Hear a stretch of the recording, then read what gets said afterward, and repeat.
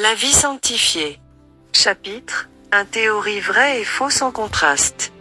La sanctification qui nous est présentée dans les Saintes Écritures a trait à l'être tout entier, l'esprit, l'âme, et le corps.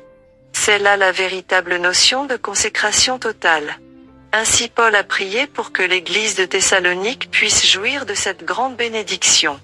Que le Dieu de paix vous sanctifie lui-même tout entier, et que tout votre être, l'esprit, l'âme et le corps, soient conservés irrépréhensibles, lors de l'avènement de notre Seigneur Jésus-Christ.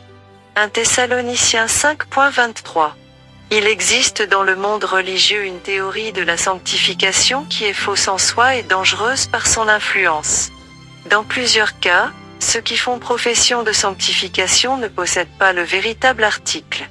Leur sanctification consiste en paroles seulement et en culte de la volonté.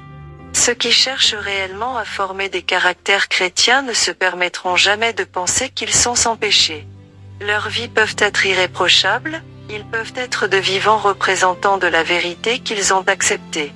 Mais plus ils disciplineront leurs pensées pour contempler le caractère du Christ et plus ils s'approcheront de son caractère divin, plus clairement ils discerneront sa perfection immaculée, et plus profondément ils percevront leurs propres défauts. Lorsque certaines personnes prétendent être sanctifiées, elles donnent ainsi l'évidence qu'elles sont loin d'être saintes. Elles n'aperçoivent pas leurs propres faiblesses et leurs dénuements.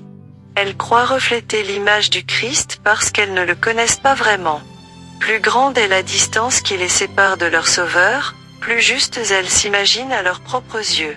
C'est en méditant sur la personne de Jésus, dans une attitude de repentance et d'humble confiance, lui que nos péchés ont percé et que nos douleurs ont affligé, que nous pouvons apprendre à marcher sur ses traces.